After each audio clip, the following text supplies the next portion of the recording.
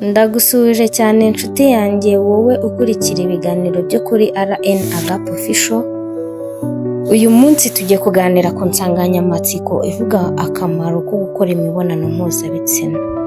Wakibaza ngo ese akamaro ko gukora imibonano mpuzabitsina ni akahe? Mbere y'uko twinjira byimbitse ku nsanganyamatsiko y'uyu munsi, reka mbanze nguhe ikaze wowe ugeze hano kuri iyi channel bwa mbere. Nimba ari ubwa mbere ntugende udakoze subscribe, share, like na comment kugira ngo uko dushyizeho ibiganiro nawe ujye ubasha kubireba mu ba mbere. Uyu munsi rero tugiye kuganira ku bintu 8 byiza akamaro ko gukora imibonano mpuzabitsina rimwe cyangwa kabiri ku bashakanye. Mu gukora imibonano mpuzabitsina rero hari imisemburo iba mu mubiri w'umuntu, yaba umugabo cyangwa se umugore, imufasha kugira ngo icyo gikorwa kibe cyagenda neza. Muri makeya ni ukuvuga ngo hari imisemburo igenda ivurwa mu mubiri w'umuntu kugira ngo icyo gikorwa kigende neza. Iyo misemburo rero ni imisemburo igiye itandukanye. Hari imisemburo myinshi mu mubiri w'umuntu, ariko turibanda cyane kwigira ikimara cyangwa se igira akazi muri iki gikorwa cyo gukora imibonano mpuzabitsina. Iyo misemburo wa mbere reka mbanze mvuge kuri ocytocin. Ocytocin ni umusemburo w'urukundo, ubundi niko witwa hormone of love.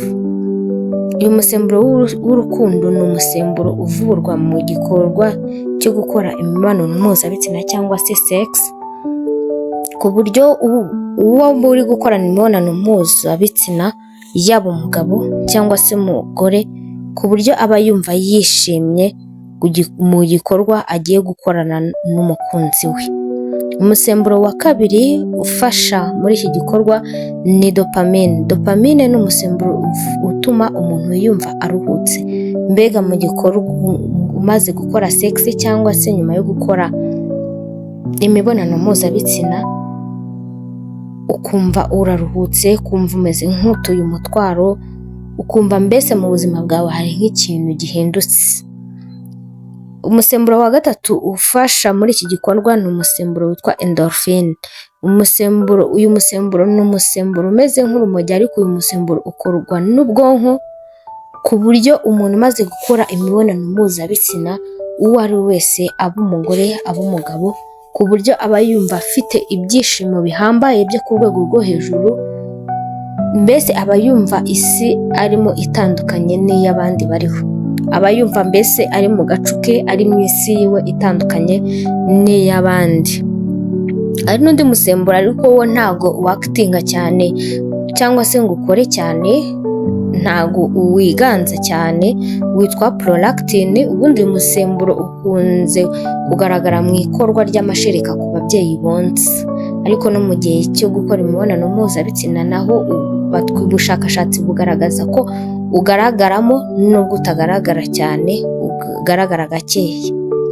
Hari undi musemburo rero ariwo tugiye gusorezaho witwa testosterone. Uyu musemburo witwa testosterone ni umusemburo ukorwa yaba ku mugore yaba ku mugabo, utuma ku mugabo agira ubushake cyangwa se igitsina cyiwe kikaba cyafata umurego, ndetse no ku mugore ni umusemburo ufasha umugore kuba yagira ububobere mu gitsina cyiwe mu gihe agiye gukora imibonano mpuzabitsina. Reka noneho turebere hamwe ibyiza cyangwa se akamaro ko gukora imibonano mpuzabitsina. Tugiye kureba udupuwe dukeya cyangwa se tugiye kureba ku mpamvu nkeya, bitewe tuzagenda tureba n'ibindi byinshi, ariko zo tugiye kureba izikurikije iby'ubushakashatsi bugarukaho cyane cyane. Ubushakashatsi bugaragaza ko impamvu ya mbere ko gukora imibonano mpuzabitsina hagati y'abashakanye babyumvikanyeho, ntabwo ari ukuvuga ngo n'uwubonye uwo ari we wese. Ibyiza ku bashakanye kubikora byibuza rimwe cyangwa kabiri mu cyumweru. Ese bifasha iki? Icya mbere ni uko bigabanya guhangayika cyangwa se bikagabanya stress kuwo ari we wese, yaba umugabo yaba umugore, kubera ko haba habayeho irekurwa ry'uyu musemburo endorphine na oxytocin, kandi iyo misemburo twayibonye hejuru nicyo ifasha, bituma umugore cyangwa se umugabo guhangayika bigabanuka ku kigero cyo hejuru, ndetse akumva afite ituze n'ibyishimo, akumva mbese akunzwe, afite umuntu umwitayeho. Icya kabiri ni uko gukora imibonano mpuzabitsina bifasha gusinzira neza, kuruhuka neza. Ubushakashatsi bwagaragaje ko bimeze nka siporo ku muntu umaze gukora imibonano mpuzabitsina, ku buryo bituma umutima we utera ku rwego rwo hejuru, bigatuma amaraso atembera neza, ndetse bikaba byagabanya n'ibyago byo kurwara indwara z'umutima. Akenshi tuzi neza ko umuntu wese amaze gukora imibonano mpuzabitsina, yaba umugabo cyangwa umugore, akenshi tubona yaryamye yasinziriye, mbese ahita amera nk'uguye agacuho. Icya gatatu, itegura umutima neza. Mbega kubera ko twabonye ko gukora imibonano mpuzabitsina cyangwa se sex bimeze nko gukora siporo, bituma rero amaraso yo mu mutima ndetse no mu mubiri atembera neza, bikaba byarinda indwara z'umutima ndetse n'indwara z'umuvuduko w'amaraso. Ndetse ubushakashatsi bugaragaza ko umuntu ukora imibonano mpuzabitsina byibuze inshuro imwe cyangwa kabiri mu cyumweru bimurinda ndetse bimurinda ibyago byo kuba yarwara indwara z'umutima ndetse n'umuvuduko w'amaraso. Icya kane ni uko igabanya ububabare. Gukora imibonano mpuzabitsina bigabanya kumva ufite uburibwe, hari ahantu wumva ubabara, ndetse cyane cyane ku bantu bakunda kurwara umutwe ukabije nka za migraine, ndetse n'abagore bakunda kubabara mu gihe cy'imihango. Cyane cyane gukora imibonano mpuzabitsina byibuze rimwe cyangwa kabiri mu cyumweru bimufasha kugabanyuka kw'iyi ndwara ya migraine, ndetse no kugabanuka kubabara mu gihe cy'imihango ku bagore. Icya gatanu, byongera ubudahangarwa.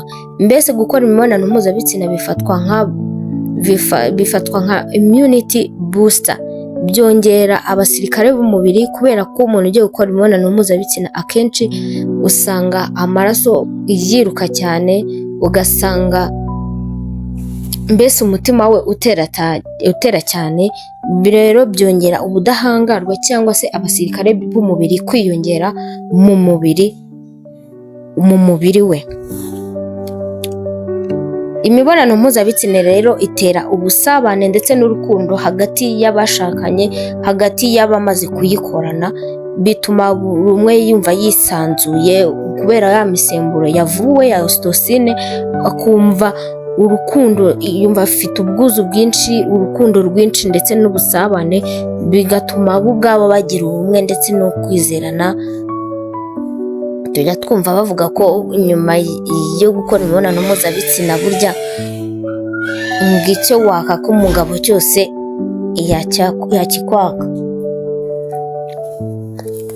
Icya karindwi ni uko gukora imibonano mpuzabitsina rimwe cyangwa kabiri mu cyumweru, tugeze ku cyiza cya karindwi, cyangwa se akamaro ka karindwi. Bifasha umaze gukora imibonano mpuzabitsina kwiyumva neza, cyangwa se akumva mu mutima we anezerewe, mbese hari n'ibitekerezo akumva byahindutse. Icya munani ni uko bikomeza imitsi ndetse n'amagufwa, cyane cyane ku bagore. Bifasha amagufwa y'abagore cyane cyane gukomera, kubera ko haba havuwe wa musemburo wa estrogen ukunda kugaragara cyane cyane mu bagore, kandi uriya musemburo ukaba ufasha mu gukomera kw'amagufwa y'abagore ndetse n'imitsi mikaya cyane cyane yo mu matako.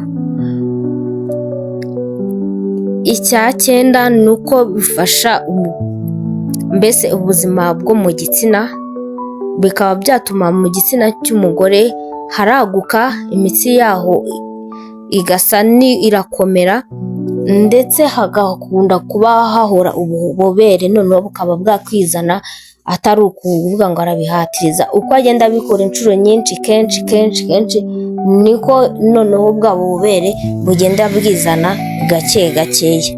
Icya 10 ni uko bigabanya ibyago byo kurwara indwara zo mu mutwe cyangwa se kwangirika k'ubuzima bwo mu mutwe, kugira ibibazo bya depression.